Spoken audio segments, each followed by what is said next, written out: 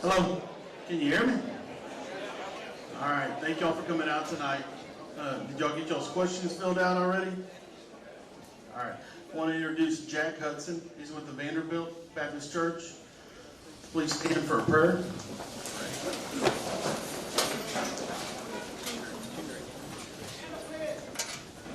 All right, let's pray together.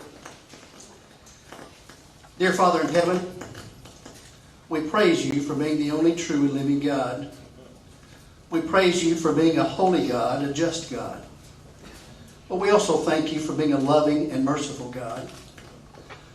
Father, we thank you for allowing us to live in the greatest nation in the history of the world, and also the greatest state in this union. Father, we live in a time when all things once considered settled are now confusing. Morals, families, politics, sexual identity, even churches seem to be wandering in a cloud of uncertainty. Father, we acknowledge losing sight of you and your guidance. We confess that to you and we ask your forgiveness. Help us to seek your will in your way.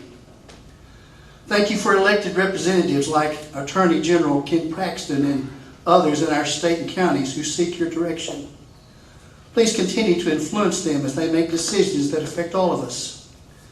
I pray that you will encourage us to encourage them to be strong and courageous to do what is right in your eyes. Remind us that this representative republic, federal and state, requires participants and not spectators. Thank you for revealing yourself to us through your Son, Jesus Christ. In his name we pray. Amen. Amen. Now I'd like to introduce Judge Sklar with Jackson County and Judge Zeller, Victoria County. All right, let's please join me in the pledge to the American flag. Pledge allegiance to the flag of the United States of America and to the republic for which it stands, one nation, under God, indivisible, with liberty and justice for all. Please join me in the prayer. The pledge. We could use some prayer too, I'll tell you that. The pledge to the Texas flag. Honor the Texas flag. I pledge allegiance to thee, Texas, one state, under God, one and indivisible.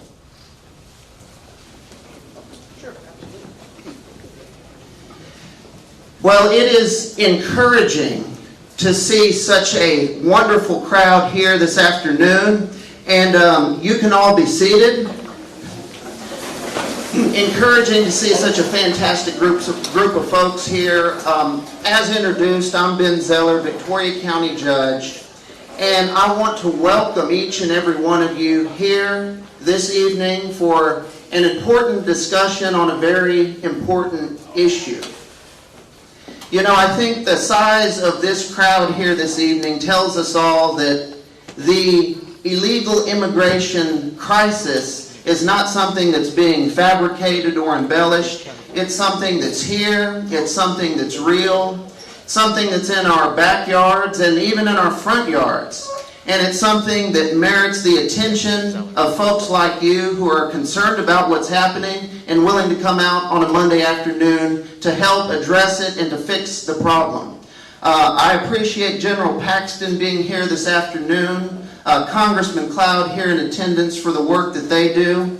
I appreciate Sheriff Louderback for organizing this event and making this possible, Sheriff Marr and all of the sheriffs in our regional alliance, and also for every single man and woman in law enforcement here tonight. It truly is a burden that they carry, Washington's failure of will and of policy on this issue. So I think we owe every one of them a round of applause this evening.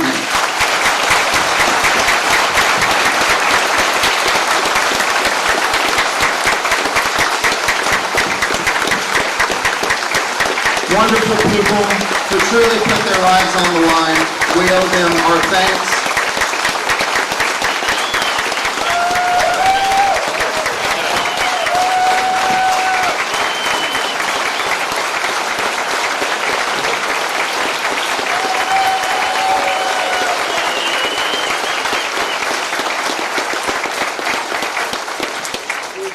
we thank them, and again, I want to thank each of you for being here, and I'll hand the mic over.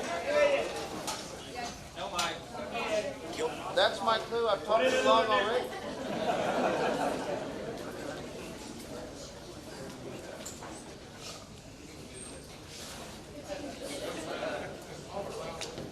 Okay, well.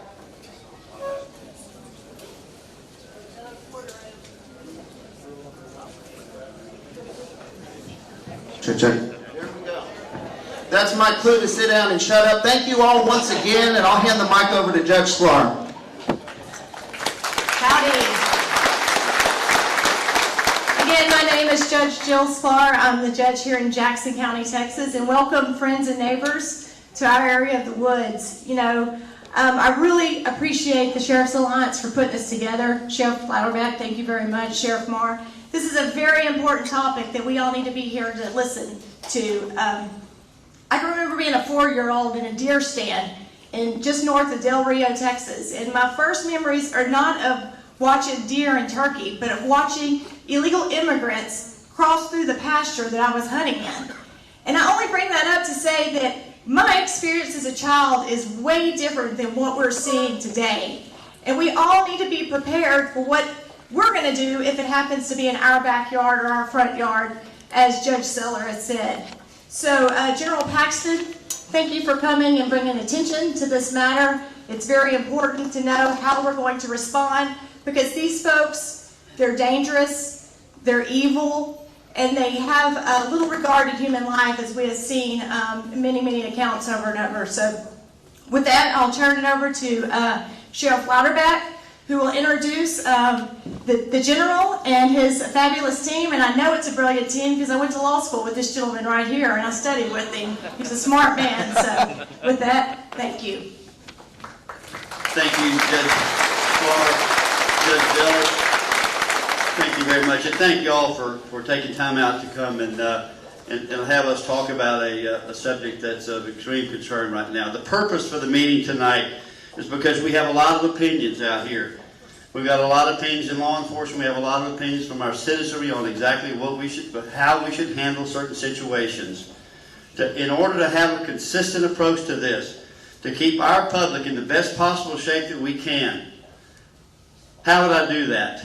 That was the question, as more and more questions were coming to me about, what do I do in this case? I was told this.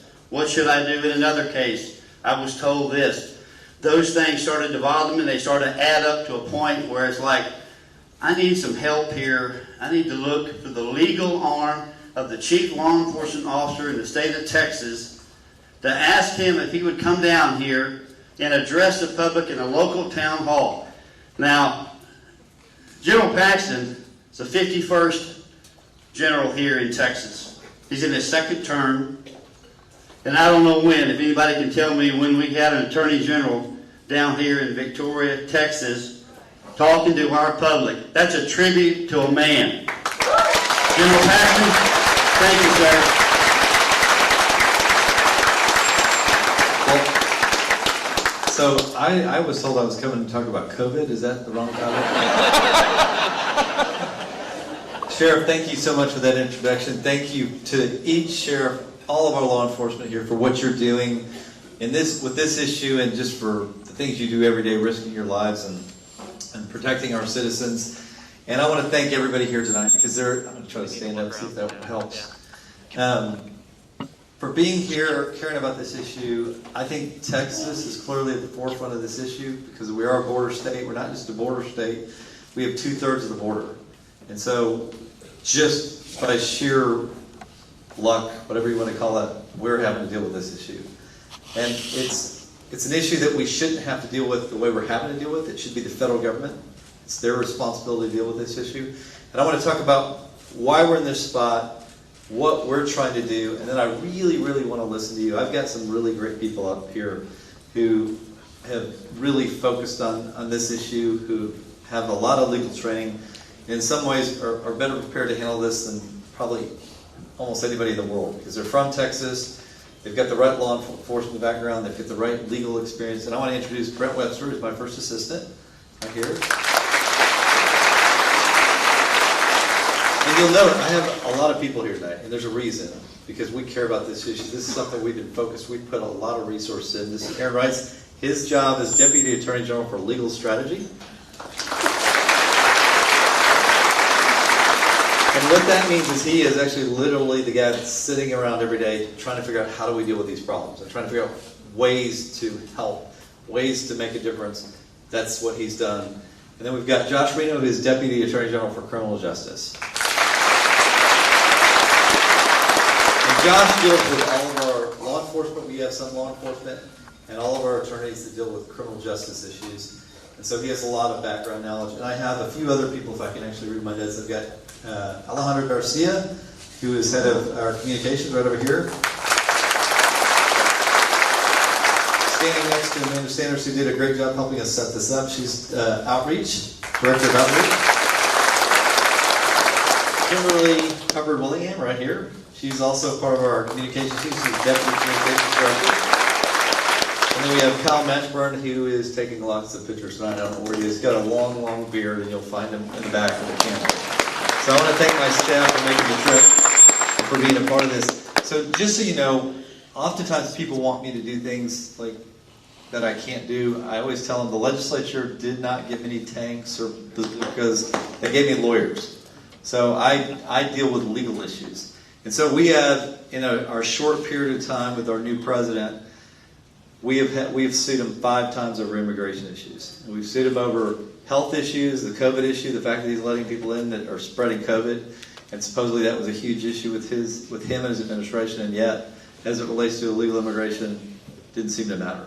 We've sued him over the public charge rule, which basically says they're not supposed to let people in the country that are going to be on public assistance immediately, and yet that doesn't seem to be an issue. So we've got that lawsuit. We have another lawsuit that, shockingly, we sued him in his 3rd day in office, which we believe is like the fastest any president's ever been sued.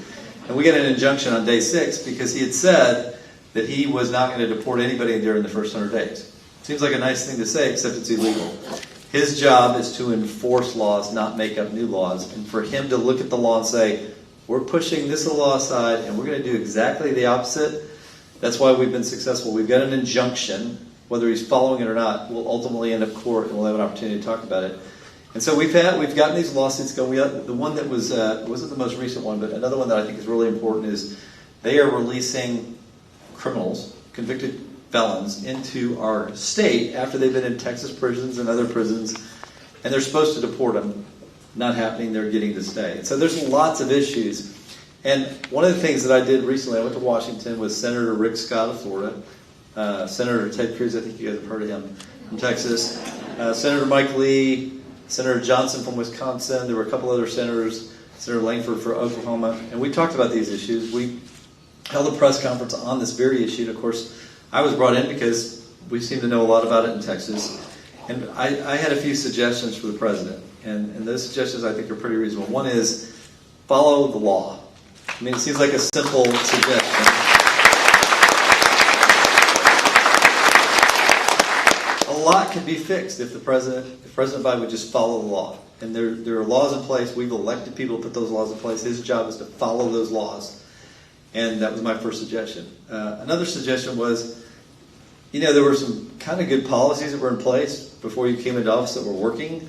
Why don't you go back to some of those policies that work, like continuing to build the wall, which we had a good start to.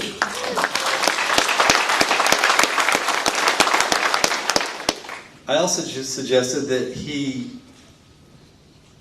allow transparency in what's going on. They've been very secretive about what's going on, where these people are going once they're here, how the cartels are involved. And by the way, I did suggest when I started off talking at this press conference that the only beneficiary that I could think of, that the only real beneficiaries of his policies are the cartels. The people that are coming in are having to pay the cartels to get here. I've heard on average between $4,000 and $50,000 a person, so you don't get here unless you're paying them.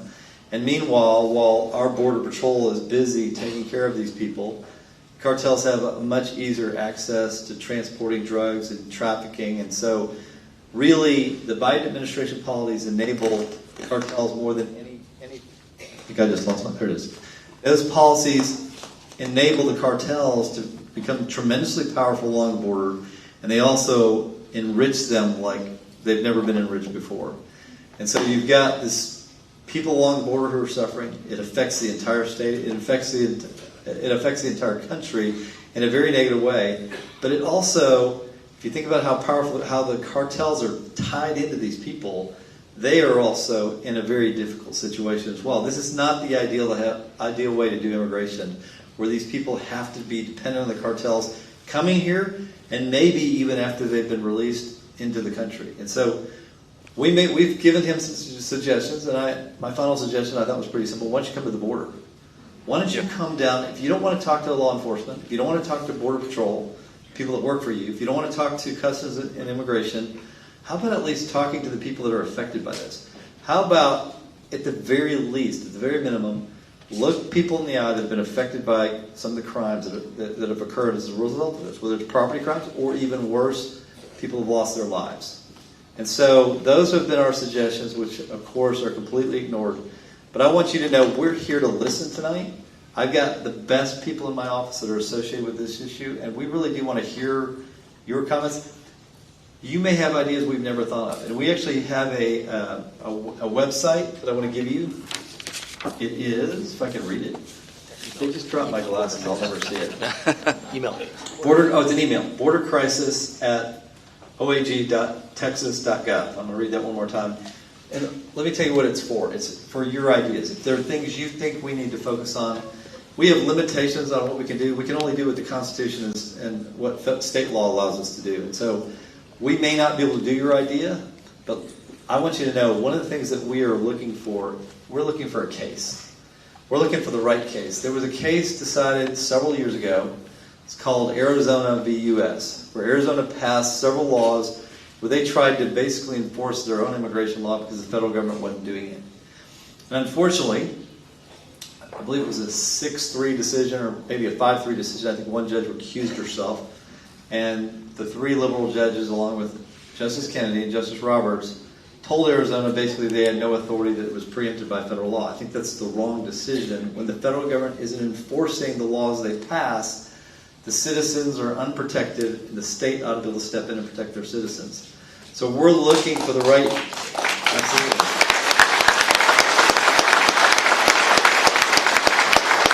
So we're looking for the right fact pattern that we can take that case back up. And look, we still have... Justice Kennedy is gone. There are 4 liberal justices that probably side against us. Justice Roberts is still there, very likely sides against us. So we need the other 5 judges to side with us. And so we're hopeful, if we have the right fact pattern, that we can take it up and we can have that turned around so that Texas and Arizona and other states that want to protect their citizens can do it. So with that, I think what I'd like to do is, unless you guys have any comments, either any of you want to say anything before we have questions, I'd like to open it up for questions. And believe me, I'll probably be referring most of them to my team because they know a lot more about the law as it relates to immigration and criminal justice than I do. So with that, I don't know how we're doing questions, but Sheriff, you got those?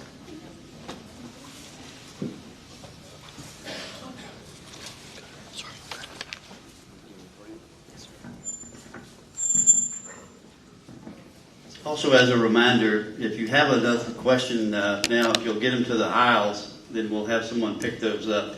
If you haven't turned in your question, we'll get those picked up for you. You want to read them, Brent? Aaron? I'll read them, sure. You can't do it there under the microphone. The speaker's right here. So we have to move. Let's see. Okay, so our first question. What will it take to label the cartels a terrorist organization? What will it take to label the cartels a terrorist organization? Sure. So it would take an act of the federal government. So this is squarely a question of national security. I wouldn't be able to tell you right now which agency, whether it's got to be congressional or one of the military branches in the executive branch. But the state of Texas is not directly involved in matters of national security. So we could, presumably, you could imagine a scenario where the state legislature or Governor Abbott or even Attorney General Paxton says, I declare the cartel's a terrorist organization. Whether that will have any practical effect is a different story. But if inherent to this question is, can we label the cartels terrorist organizations and then devote the federal national security resources to fighting them like terrorist organizations? That's a question for, I think I heard Congressman Cloud is here, so I don't want to, there he is right there. So he might be able to talk offline about this, but this is one of those things where it's a federal issue, less so a state issue. But I'll turn it over to my colleagues if they want. Yeah, keep going. I just want to add real fast. The biggest impact you can have in your community against the cartels is to support your law enforcement in their enforcement against drugs and against the movement of money back to Mexico. And so, unfortunately, the drug cartels operate to make money. And so, just supporting your law enforcement and encouraging your local DA and county attorney to prosecute those people that are connected to the cartels does have an impact on them. So, to be clear though, I think everybody in this room would agree, they are terrorist organizations, right? It's a national issue. Okay, let's move on to the next question. It's clear Washington is not interested in securing the border. That's true. What is the state of Texas prepared to do to control our border?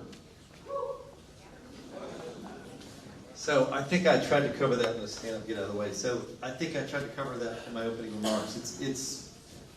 We are looking for the right case so that we can come back and allow Texas to pass legislation if the federal government is abdicating their responsibility. Because think of the perversity of this whole thing. The federal government can step in, pass a law, then not enforce it, and then say, oh, we passed a law that we're not enforcing, but you can't either. Does that make any sense at all? And that's exactly what's happening. And I don't think we should stand by and take it. So we're looking for our opportunity. We've had that case. We think it was wrongly decided. But right now, we're operating with two hands tied behind our backs because it's totally, supposedly, the purview of the federal government to take on the issue of immigration. You guys have anything to add to that? All right. You nailed it, sir. I feel like I can't put this over.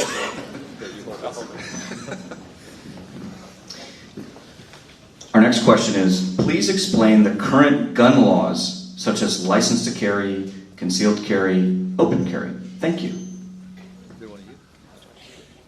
So the current state is, make sure I answer the questions being asked. So there are two different ways that as a Texan you could own a firearm and carry it. You could be a concealed carry, which you got to go through the process of getting qualified, go through the class, get your card, and you can be a concealed carry. Open carry is similar. You got to go through the class, get certified. More importantly, as of I think a couple of days ago, the legislature has passed a constitutional carry, which will eventually kind of go through the process of going to.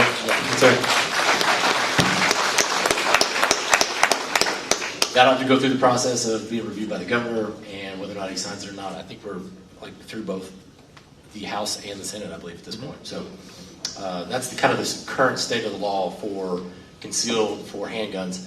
I think more importantly, to kind of talk about this issue is perhaps the next side of that question is when can I use it? And I want to kind of address that because it is a question that I've heard many times from our sheriffs because I know y'all are asking them. And I want to be very clear. I'm a prosecutor at heart. I've been a prosecutor my entire career. One, I would love to have a group of y'all come over and serve on my juries for the next case I have. So, honestly, the idea of when can I use my firearm all gets wrapped up into the conversation of self-defense. And it's one that is a very serious issue.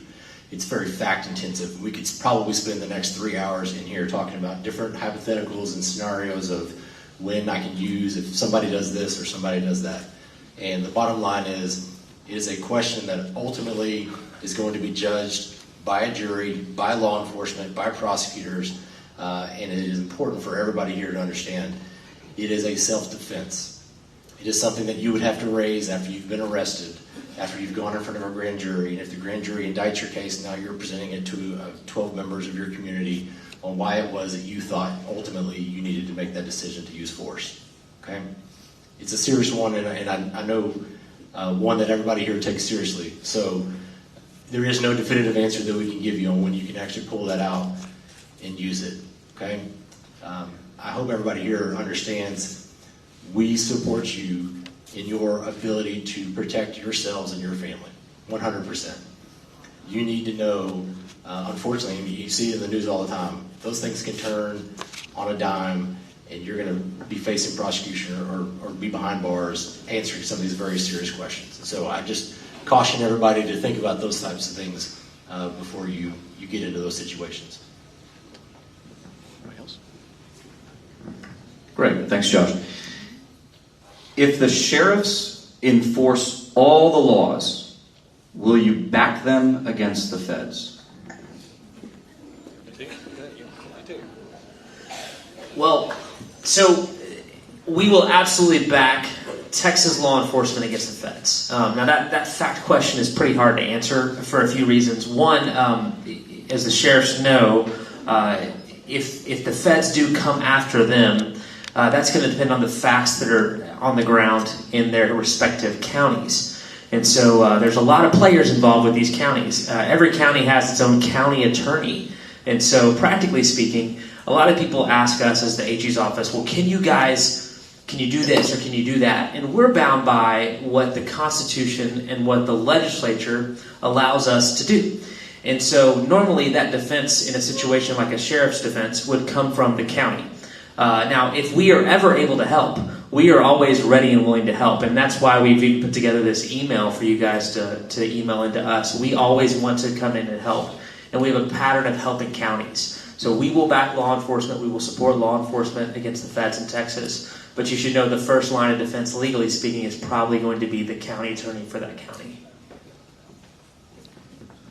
One other comment, just to expand upon what Brent said. Look, there are all kinds of hurdles, legal hurdles, that even in an ideal situation, if we as the state, on behalf of the state, if Attorney General Ken Paxton attempts to get involved in a city or a county matter, may, even under the best facts and the best judge and the best circumstances, we may still get poured out for things that have to do with standing and so forth. So it's, what I would tell y'all is exactly what Brent said, which is, if you guys are doing the right thing, if your local officials are doing the right thing, trying their best, staying within the bounds of the law, and there's a way to do it, there's no question that Attorney General Ken Paxton is going to have your back. Okay? And we are eager to find ways to do that. We're not looking for ways to sort of back out of that sort of thing. So just keep that in mind. All right, I'll move on to the next question. Law enforcement requires law enforcement officers, prosecutors, and county judges, county commissioners to work together. If a county prosecuting attorney does not have enough resources to prosecute all the state law violations in a county, can the AG's office help? 100% yes. The entire team of prosecutors that I have is designed for this exact scenario. Here's the one caveat, and the one thing that you have to remember: we have to be invited in. Okay, I've got a team of prosecutors who are ready and willing, and they're the best prosecutors in the state of Texas, bar none.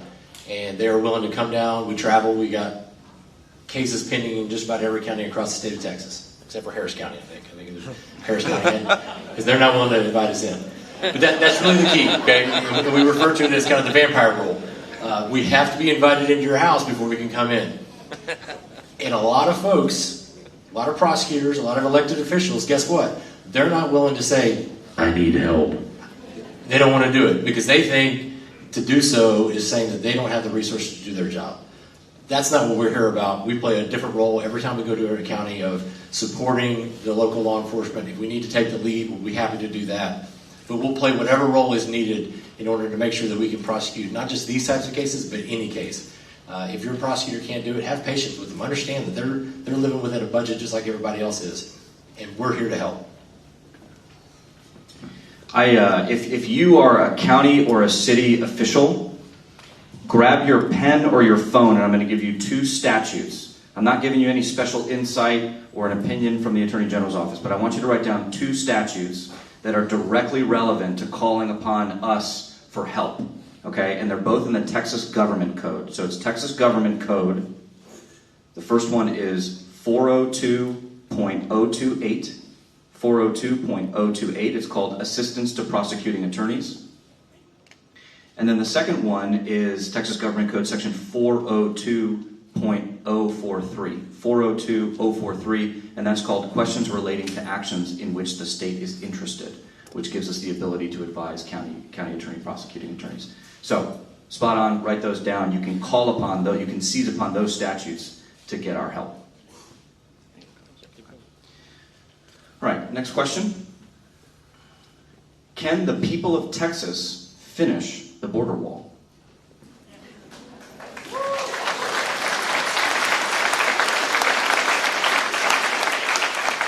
At this time, I'd like to ask you to take out your wallets and pass a plate. The answer is, I don't know why not. It's just a matter of cost. We have over 1,200 miles of border.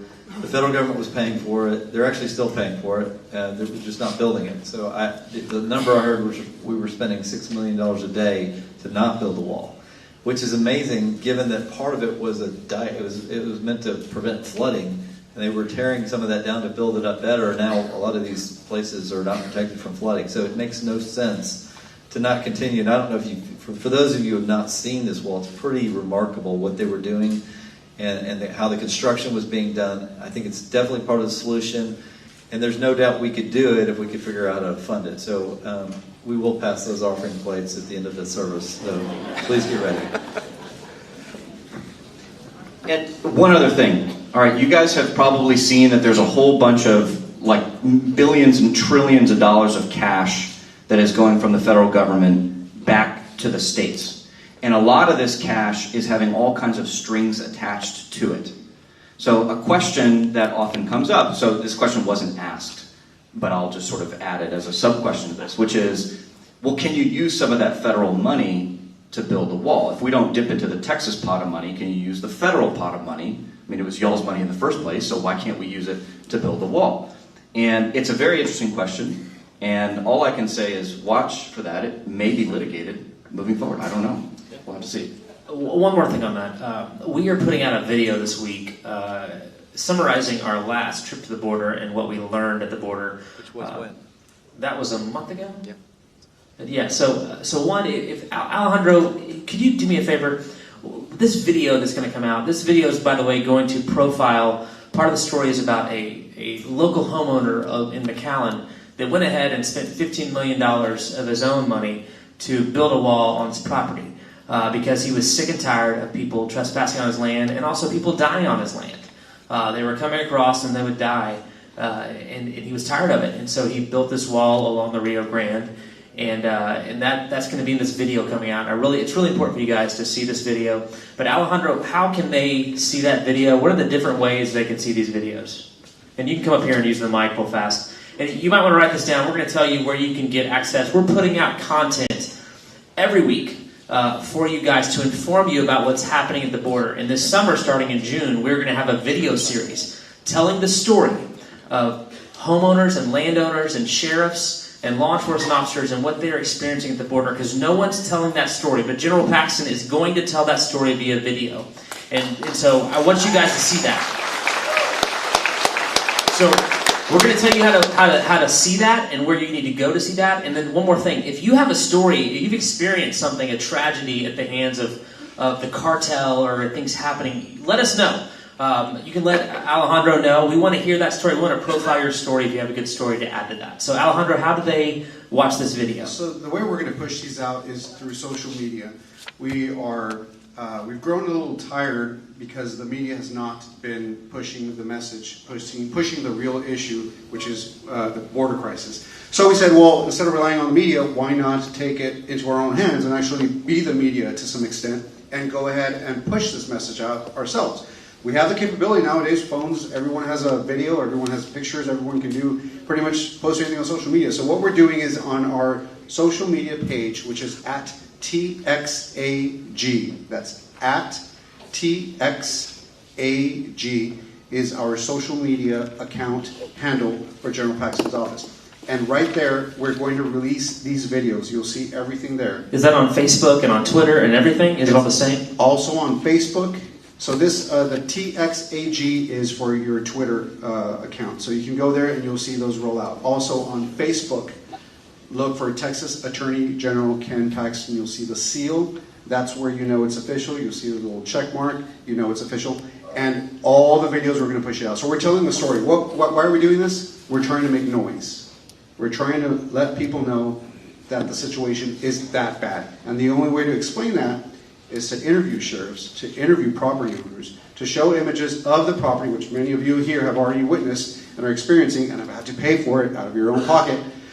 Broken fences, damage to property, just scares, threats, actual shooting in your property. So those situations we want to make a noise out of. So that's what we're doing. I could use a few Facebook friends myself. All right. Here's our next question. How can you protect yourself from intruders on your land?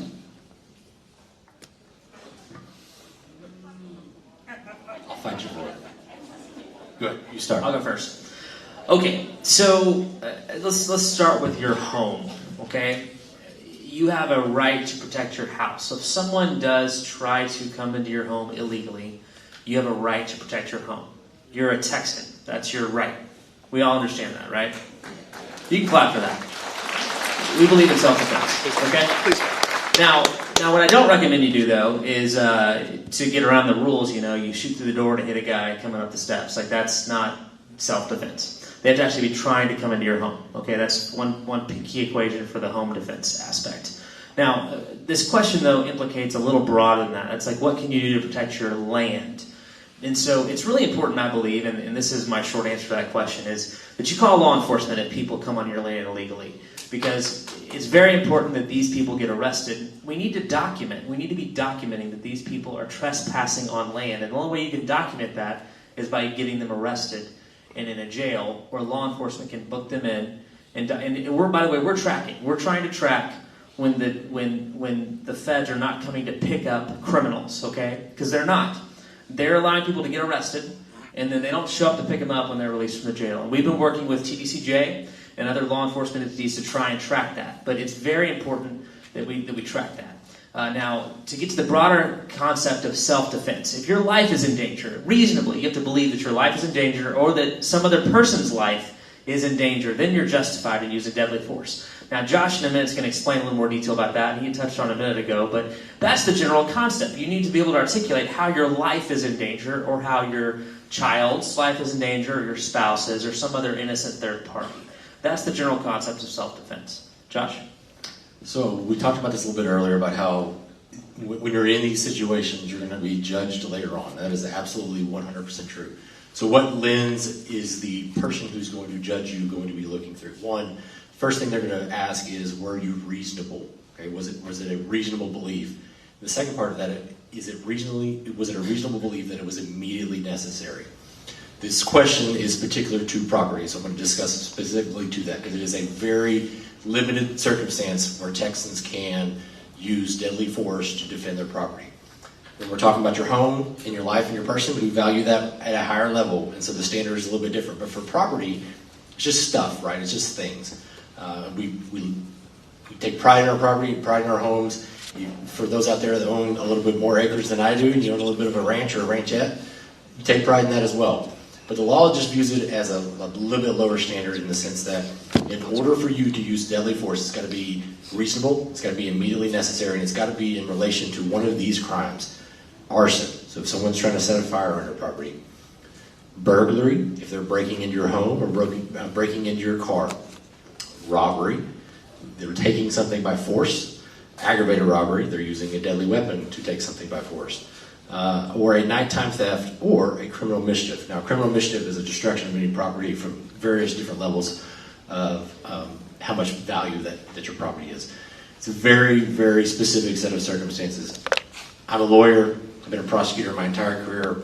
When I explain self-defense to juries, it is by far one of the most confusing things out there as part of our law. And I'm only telling you that as a warning to you of, I believe in self-defense 100%. And at the the time and the moment that you're trying to make these decisions, you're not going to have the time to think about, what did that guy from the AG's office say?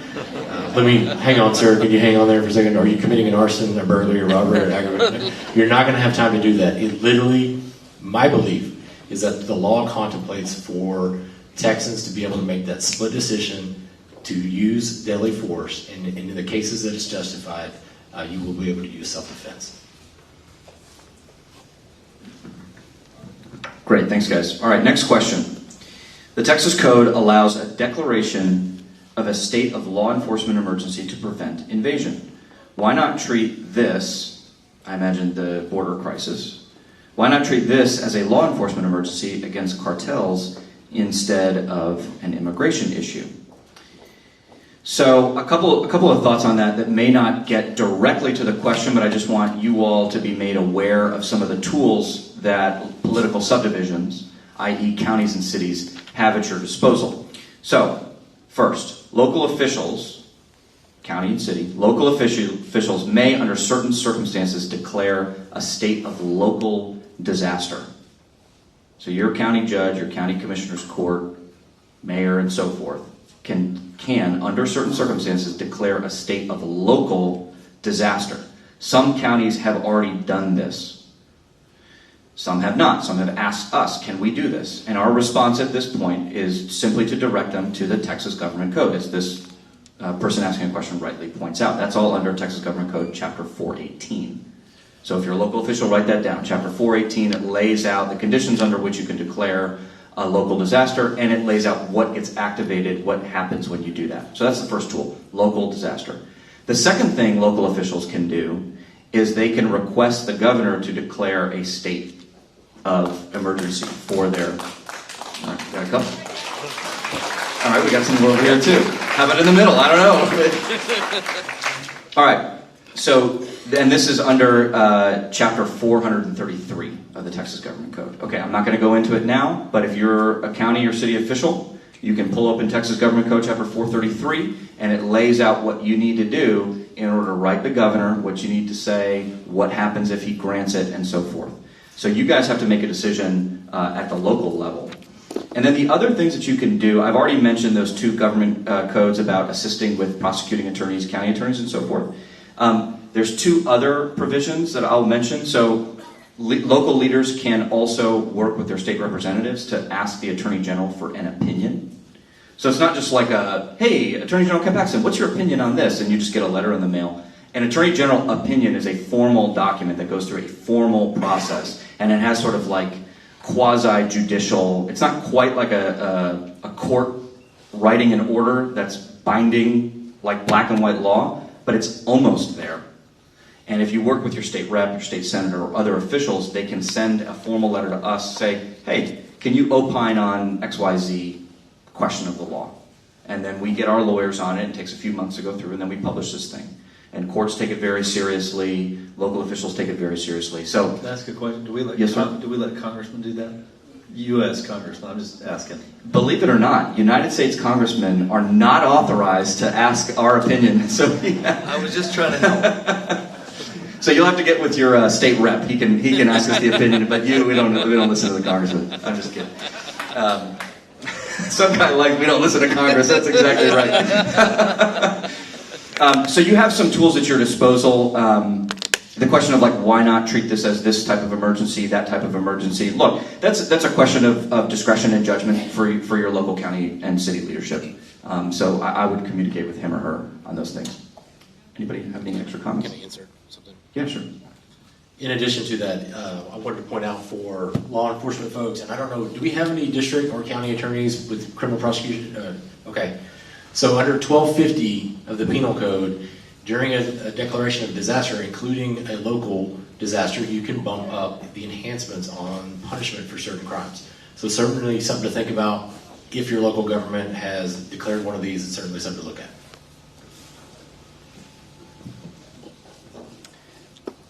Okay. Kinney County Sheriff Co. is charging all apprehended illegal aliens with evading arrest and child endangerment. Do you support this? So, we get questions all the time at the AG's office from, not all the time, but we have gotten them from DAs or county attorneys asking us, these are the fact patterns of this case. Is this a crime that we can prosecute? And consistently, we don't weigh in on fact patterns. So to answer this question, the real question is, what happened in that case? He may very well have good cases there. There's no way for us to know because we don't know those facts. So if someone did in fact evade arrest, then yes, you can charge them with evading arrest. If someone, and I think it was endangering children, what was the charge? Where's the card? You lost it. Yeah, there it is. What was the charge? Endangering children? And evading. Yeah, child endangerment and evading arrest. Yes, if the facts are there and they can prove that. So what will happen if they make that arrest? Then in the criminal justice system, that person then goes to the county jail, gets booked in, and the case gets referred to the county attorney or the district attorney, depending on who has jurisdiction over that case. And then that judge and that county attorney, district attorney would then decide whether they're going to prosecute that case. And during that process, that person will be offered probably a plea bargain. And if they take the plea bargain or don't take the plea bargain, eventually they could end up in a trial. So it just depends on those situations, and those are very fact-intensive questions. So we really can't say what the result of those cases would be.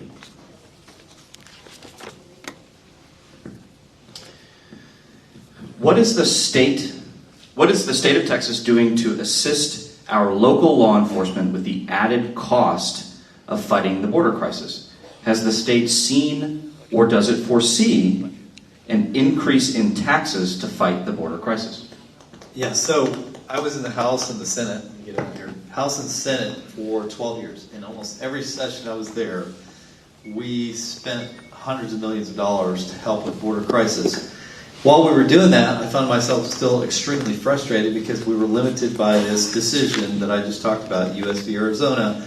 So we can send our state police down and we can assist Border Patrol, which they appreciate because we free them up to do their job, but we can't arrest people for federal crime. So if they commit a state crime, our state police can arrest somebody for a state crime. But if they commit a federal crime, crossing the border is a federal crime. But we can't arrest them for crossing the border. We can arrest them for drug trafficking.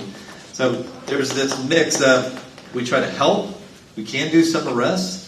It was kind of funny, when I was running for Attorney General the first time, one of my opponents was threatening he would get every one of these illegals in jail for jaywalking if he had to.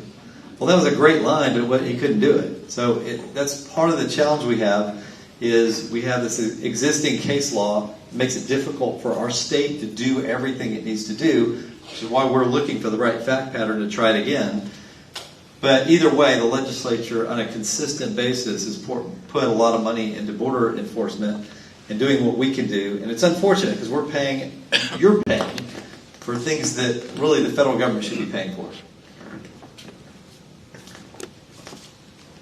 That's yours. Let's leave this over here. It's this spot right here. I know, it's right here. Can you touch more on your lawsuits against the Biden administration regarding the border crisis and what could come of those? Well, Aaron. Sure. Okay. Go ahead. Aaron's the one that does the research, and then I go out on TV and talk about it. But I make him do all the work. It's a good pairing, though. We work together well. All right. So Attorney General Paxton mentioned that we have sued the Biden administration. We've sued him a lot of times, but we've sued him 5 times on just the immigration question. And there may be more, but I won't say anything about that tonight. But, so we got 5 of them. Let me quickly review, okay? And this is in chronological order. First was the deportation freeze. We sued the Biden administration 2 days after he was inaugurated. 2 days. No red or blue state has sued a different colored administration faster than anyone in the last 50 years than Attorney General Ken Paxton. So let's give him a round of applause.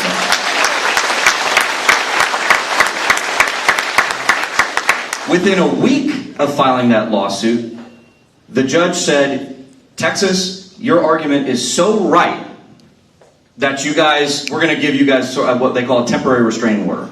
So right off the bat, they were like, these guys are going to win. You guys must observe the deportation laws immediately. And then eventually, We argued on the merits over the next couple of months, and just last week, the court dismissed it, which means that we had a full and complete victory on this case, extremely fast. There'll be no appeals. We won. Texas won. Attorney General Paxton won on the deportation issue. So that was the first lawsuit. Already a win. Full win. The second lawsuit that we brought against the Biden administration on the border crisis has to do with the public charge rule.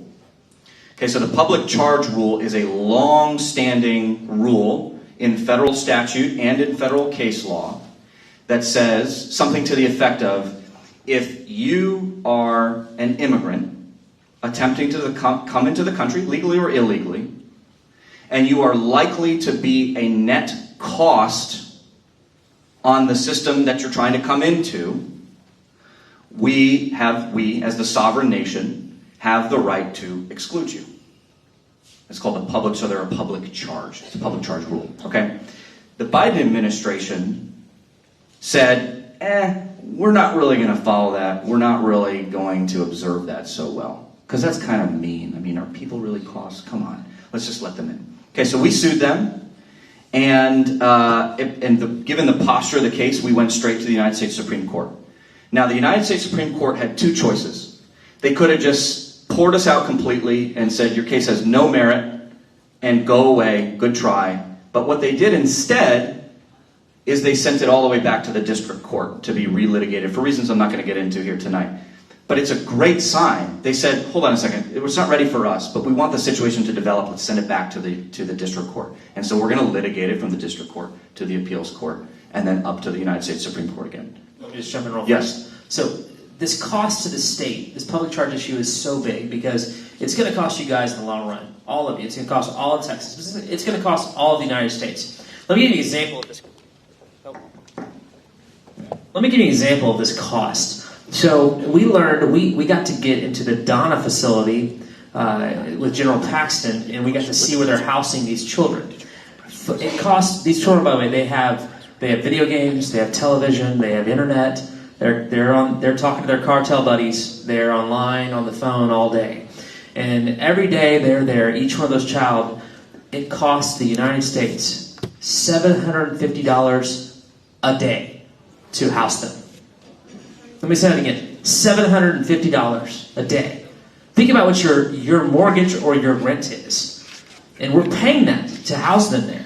And here's an example. Sheriff Louderback, how much does it cost to house an inmate in your jail right now? Minimum $50 to house an inmate. But the federal government is giving them internet access so they can talk to their cartel buddies. Let's not forget about that. It's $750 a day.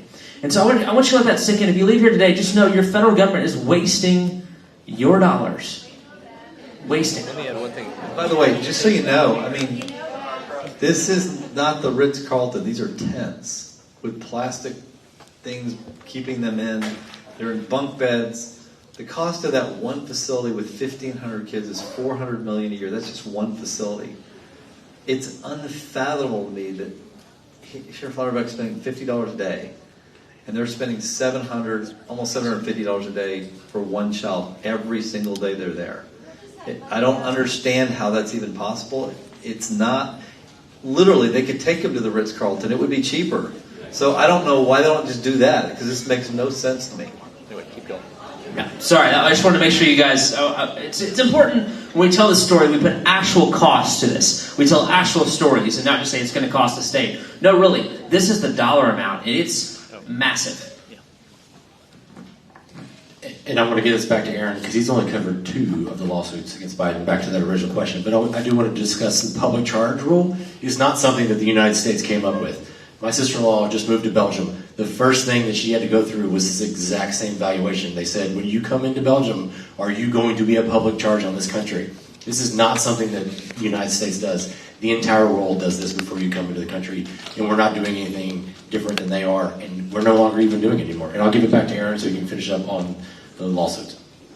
Great, thanks. And I'll go through these final 3 fairly quickly because the situations in those cases are less complex. They're still developing, and then I'm going to turn it over to Attorney General Paxton for final word. So, deportation freeze, first lawsuit. Second, public charge rule, second lawsuit. Third, was the failure for federal law enforcement to take custody of dangerous criminals. So we sued the Biden administration because Immigrations and Customs Enforcement, ICE, came out with a memo from the head of ICE and circulated a memo to all hands laying out all of these sort of discretionary arrests that were inconsistent with federal law. So federal law says you got to arrest guys if XYZ happens. ICE director says, I'm going to promulgate this memo that says, well, there's all these other complicating factors, and maybe it's not so black and white, and after all, if it is black and white, it's such a drain on our resources, and also it's just so, gosh, it's so mean, right? I mean, this is not our country, this is not my country. So we said, no, you can't do that. You don't have discretion. The Constitution requires the executive branch to take care that the laws are faithfully executed. It doesn't give him that sort of discretion to change unilaterally federal law. So we sued him, and that process, we filed a preliminary injunction. We're going to have a hearing on that in June, so we might get good news this summer, okay? Fourth lawsuit, Migration Protection Protocols, also known as the Remain in Mexico program. For a long time, federal law, bottom line is if you come here and you have certain issues, you have to stay in Mexico to await processing. You can't come up here and then just pretend like, oh yeah, sir, just come on back in next year and we'll process you there. No, you have to remain in Mexico. That was federal law. The Biden administration said, we're not going to enforce that any longer. Once again, for the same reasons as that third lawsuit, you can't just unilaterally decide to enforce or not enforce willy-nilly the laws that you like and you don't like. That's not the role of the executive branch. So we sued, and we have another preliminary injunction that's been filed, and we'll get some movement on that in June. The latest lawsuit that we filed is regarding the COVID protocols, okay? So, say whatever you want about, and I think we're all on the same page about masks and the real national security threat that COVID provides, okay? No comment on that, but I think we're all friends on that issue. Nevertheless, federal law requires you to get a test. If you're an immigrant, legal or illegal, you got to get the test, and if you have test positive, you got to be quarantined. So guess what the Biden administration does? They don't test them, and if you have it, there's no real protocols in place to safely quarantine them or assure that they're not interacting with hundreds of other illegals who are coming over the border at the same time. Once again, this is not just bad for our country, but it's illegal to ignore those protocols. So we sued them for that. There are maybe more lawsuits that are cooking, but those are 5, and let me tell you something. 5 in just a few months of the Biden administration getting inaugurated. I know that first lawsuit was a record, but I'm telling you right now, 5 lawsuits, massive lawsuits, that fast, it is only because you have an attorney general who is laser focused, unlike too many Republicans, not Congressman Cloud, he's a good one, but too many Republicans who are sitting on their heels and waiting for just the situation to pass, and hopefully they'll get somebody else in office in 2024. But this Attorney General knows that there is no time to waste and is devoting all 4,300 of his employees to keeping Texas free, to keeping Texas prosperous, to keeping Texas safe and secure for your families. And it's only because of this man. And on that note, I'll turn it over to him.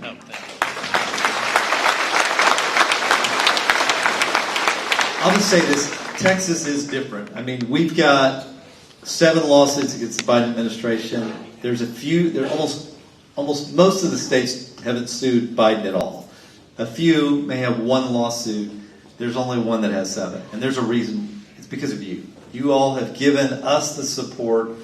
You're the kind of people that care about this. And I'm telling you, this country doesn't survive without people like you giving us the opportunity to go fight this fight. And you look at the founding of this country, and the founders were in this very unusual situation of having to take on the largest empire in the history of the world. And yet they risked everything to do it. And they probably weren't sitting there thinking, oh, what a great opportunity to found the country. My guess is it was a little scary. And many of them lost everything they had to do it. But they cared about freedom. And they cared about giving their children and their children an opportunity to have that freedom like no other country had ever had, and they went and risked their lives for it. I think that Texas is that place. I think it's you and me that have to make that difference, because it's not going to be, this is going to be shocking to say, it's not going to be California. It's not going to be New York. I mean, it's not going to be even some of these other Republican states, not because they don't want to. They don't have the resources. We are the state that God has blessed to give those resources to go fight. And that's what we're doing. And you can tell, look at the quality of these people. These are just 3 attorneys in my office out of over almost 800. Great job. And you know what I love about these guys? They're just a small smattering of what we've got. They are looking for opportunities to fight for freedom every single day. I mean, I don't come with all these ideas. I'm going to have a few occasional good ideas. A few. Lots of great ideas, sir. All the best ideas, yeah. No, they are literally looking at what's going on in the world, and we can't do everything. We have to pick and choose. But they're the ones that have come up with these 7 lawsuits that we have had in just a few months. So I'm really grateful for them. I'm grateful for the people, the other part of my staff that are here. But I'm tremendously grateful for the people in my office that are doing this every day and continuing the fight. And I'm so grateful to you guys and for you guys, because we can't do this without you. We need you. You guys are the ones on the front lines protecting us and having to deal with a very complicated issue that the federal government is making tremendously complicated for all of us. So just know we're here to listen. We want to learn. We want to figure out the best possible way, and we don't have all the right answers. We are struggling just like everybody else here, trying to figure out how do we deal with a federal government that isn't doing their job, that actually is not just not doing their job, but doing the opposite of what their job is, and they are leaving us on the sidelines, and they're doing great harm to our country. So God bless you all for being here tonight. We're here to make a difference, and we're not going to quit no matter what they do to us. Thank you.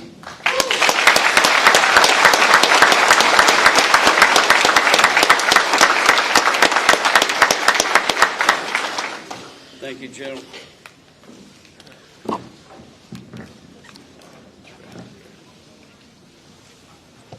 Thank you, General and staff. Ladies and gentlemen, we can win this.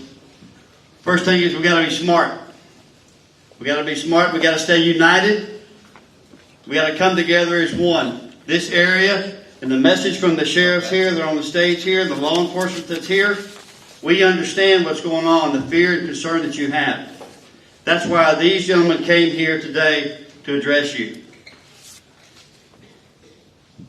If we put this thing together correctly, if we make the right choices, if you'll contact your law enforcement, if you'll watch your property, if you'll let us know when your license plates are stolen, if you'll contact us immediately if you have people on your property, if someone tries to break into your home and you are in imminent and otherwise unavoidable danger of death or serious bodily injury, that's a shoot situation.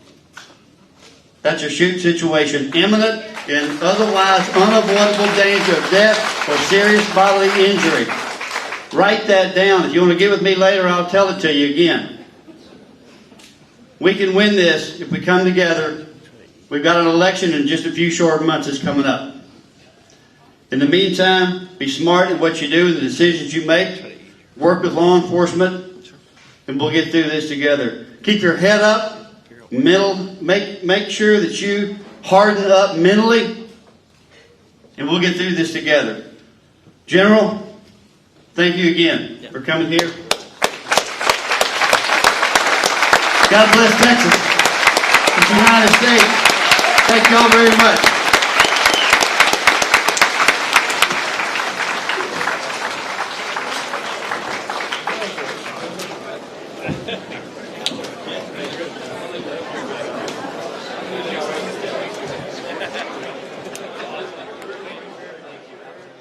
Have a new channel. Subscribe to us on YouTube at NTD News.